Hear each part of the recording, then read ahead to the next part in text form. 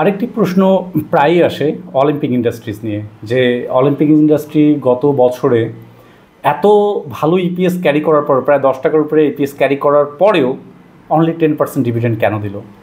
আসলে এটার যদি আমরা কারণ খুঁজতে যাই, আমরা দেখতে পাই যে তারা নতুন প্রোডাক্ট লাইন নিয়ে তারা কাজ করছিল এবং সেখানে তারা বিস্কিটের উপর নির্ভরশীলতা থেকে একটু সরে এসে বিস্কিটের পাশাপাশি নুডলস, সফট কেক এগুলোতে তারা ভালো বিনিয়োগ করেছে। গত 6 বছরে প্রায় 360 কোটি টাকার উপরে তারা বিনিয়োগ করেছে বিভিন্নভাবে।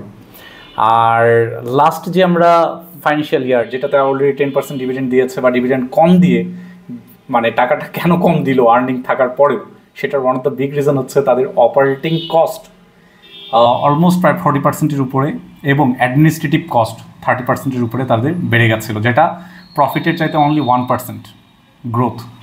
এই কস্ট বেড়ে যাওয়ার কারণে তারা খুব একটা ভালো আর্নিং গ্রোথ ধরে রাখতে পারেনি, অনলি 1% অর সামথিং এরকম। তো তারা ডিভিডেন্ড আকারে টাকাটা বাইরে বের না করে, তাদের যেহেতু খরচ বেড়েছে, তারা নতুন সেগমেন্টে বিনিয়োগ করছে, জমি কিনছে, আপনারা প্রায় দেখবেন যে তারা প্রায় ল্যান্ড কিনছে, এই কারণে তারা লোনে না গিয়ে তারা তাদের ইনভেস্টমেন্টই এই জায়গায় করেছে এবং তারা সংরক্ষিত রেখেছে। এই কারণে, এই পারপাসে ব্যাপারটি এখানে চলে আসে যে সাধারণ বিনিয়োগকারীদের প্রশ্ন আসে যেটা কতটুকু ভালো এবং খারাপ।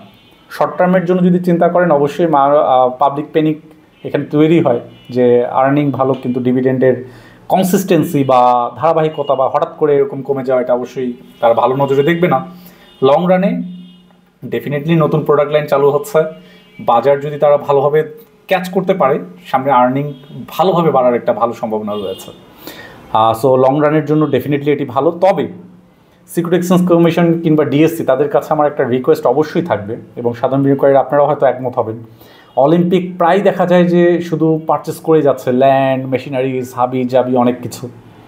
এই পারচেসগুলো কি অথেন্টিক কিনা এবং প্রপার জায়গায় প্রপার কাজে এগুলো ইউজ হচ্ছে কিনা, এবং এই পারচেসের পেছনে কোনো টাকা সরিয়ে ফেলা বা এই ধরনের কোনো কিছুর সাথে কেউ জড়িত আছে কিনা, এই বিষয়টি কিন্তু একটু খতিয়ে দেখা উচিত। Otherwise Olympic is a trusted company, they have a good brand value, they have a good কী বলবো, যেটাকে চেইন, তাদের যে ডিস্ট্রিবিউশন যে চেইনটি সেটি অসাধারণ। এবং তারা যদি তাদের এই সেগমেন্ট, নতুন যে সেগমেন্টগুলোতে তারা হাত দিয়েছে, এগুলো ভালো করলে ফিউচার খুবই ভালো। এবং প্রাইসের কথা যদি আমরা চিন্তা করি, অবশ্যই এই প্রাইসগুলো ইনভেস্ট করার মতো এবং লক্ষ্য রাখার মতো। ফিউচারে অবশ্যই এটি আপনারা একটা ভালো ওয়াচ লিস্ট হিসেবে আপনারা রাখতে পারেন। সবাই ভালো থাকবেন। এরকম কোনো প্রশ্ন থাকলে আবারও বলছি কমেন্ট করে রাখবেন, সময় করে আমরা অবশ্যই সেগুলো অ্যান্সার করার চেষ্টা করব।